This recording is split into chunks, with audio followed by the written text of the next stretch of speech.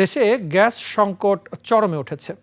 মধ্যরাতের আগে মিলছে না বাসা বাড়িতে, আর যাও মেলে তা অপর্যাপ্ত। শিল্প ও বিদ্যুৎ খাতেও গ্যাসের সংকট। বিশেষজ্ঞরা বলছেন, গ্যাস নিয়ে সঠিক পরিকল্পনার অভাবে এই পরিস্থিতি সৃষ্টি হয়েছে। আর গ্যাস বণ্টনকারী সংস্থাগুলোকে জবাবদিহিতার আওতায় না আনলে পরিস্থিতি আরও খারাপ হবে। অনুপিয়ালের রিপোর্ট। কালার এক্সপার্ট, জর্জ স্যাপ এবং মাইল্ড অন হ্যান্ডস টেকনোলজি সমৃদ্ধ অরিক্স ক্রিস্টাল ওয়াশ আপনার লন্ড্রি এক্সপার্ট। নূর নাহার বেগম, বয়স ৩০, পেশায় গৃহিণী। এভাবেই সকাল থেকে বারবার চেষ্টা করছেন চুলায় আগুন জ্বালাতে। আগুন জ্বালিয়ে ধরে রাখছেন এই আশায় যদি গ্যাসের সন্ধান মিলে যায়, কিন্তু সে গুড়ে বালি, গ্যাসের হদিস নেই।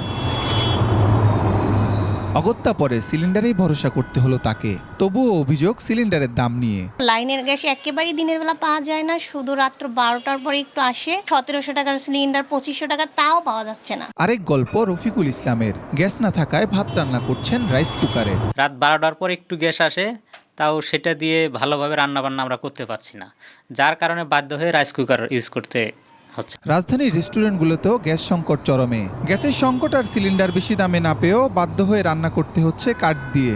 সকাল থেকে রাত্রে পর্যন্ত গ্যাসই থাকে না, আমরা ওই যে চুলাতে লাড়কি দিয়ে ব্যবহার করি। 2200, 2500, 2000, তাও তারা মেমো দিচ্ছে না, গ্যাসও দিচ্ছে না।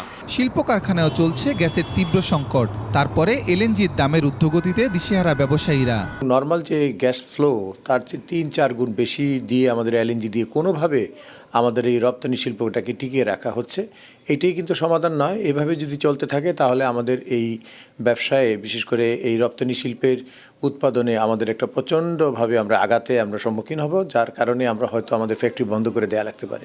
বাংলাদেশ তেল গ্যাস খনিজ সম্পদ কর্পোরেশন পেট্রোবাংলার তথ্য অনুযায়ী দেশে বর্তমানে 29টি গ্যাস ক্ষেত্র রয়েছে। এর মধ্যে উৎপাদনে আছে 20টি। বাকিগুলোর মধ্যে 4টি গ্যাস ক্ষেত্র আবিষ্কার করা হলেও উত্তোলন করা যাচ্ছে না। সেগুলো হলো ভোলার ইলিশা ও ভোলা নর্থ, সিলেটের জাকিগঞ্জ এবং কুতুবদিয়া। এসব খনি থেকে গ্যাস উত্তোলনের জন্য পাইপলাইন ও অন্যান্য অবকাঠামো তৈরি হয়নি। বাকি 5টি খনিতে 661 বিসিএফ গ্যাস থাকা অবস্থায় বিভিন্ন সময় উৎপাদন বন্ধ করে দেওয়া হয়েছে, কারণ ওই গ্যাস বাণিজ্যিকভাবে উত্তোলনযোগ্য নয়। খনিগুলো হলো নারায়ণগঞ্জের রূপগঞ্জ, সিলেটের ছাতক, গাজীপুরের কামতা, ফেনী ও চট্টগ্রামের সাঙ্গু। পেট্রোবাংলা তথ্য বলছে দেশে গ্যাসের চাহিদা রয়েছে 380 কোটি ঘনফুট, কিন্তু পাওয়া যাচ্ছে 180 কোটি ঘনফুট। বাকি 200 ঘনফুট গ্যাসের 100 ঘনফুট আমদানি হয় বিদেশ থেকে। তারপরেও ঘাটতি থাকে 100 ঘনফুটের। বিভিন্ন পরিসংখ্যানের তথ্য বলছে গ্যাস ব্যবহারের সবচেয়ে বড় খাত বিদ্যুৎ। এ খাতে দেশের উৎপাদনে 30-40% গ্যাসই ব্যবহার করা হয়। তাছাড়া শিল্পে 23%, ক্যাপটিভ পাওয়ারে 18%, গৃহস্থলিতে 10% আর সিএনজিতে 4% ব্যবহার করা হয়। 2018 সালে শুরু হয় গ্যাস আমদানি।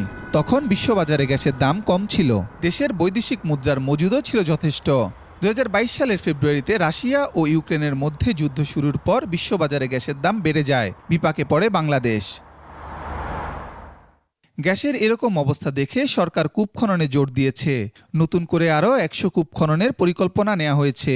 এর মধ্যে গ্যাসের উৎপাদন বাড়াতে অগ্রাধিকার বিবেচনায় 31টি পুরনো কূপ সংস্কারে জোর দিয়েছে সরকার। বিশেষজ্ঞরা বলছেন গ্যাস সরবরাহকারী প্রতিষ্ঠানগুলো নানা অজুহাতে গ্যাসের দাম বাড়াচ্ছে।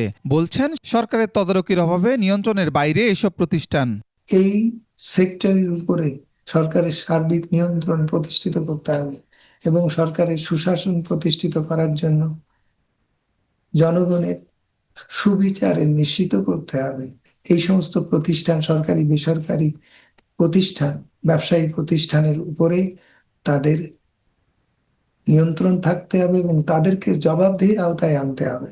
2025 সালের তথ্যানুসারে বাংলাদেশে মজুদ ছিল 29 ট্রিলিয়ন ঘনফুট, যার বেশিরভাগ উত্তোলন হয়ে গেছে।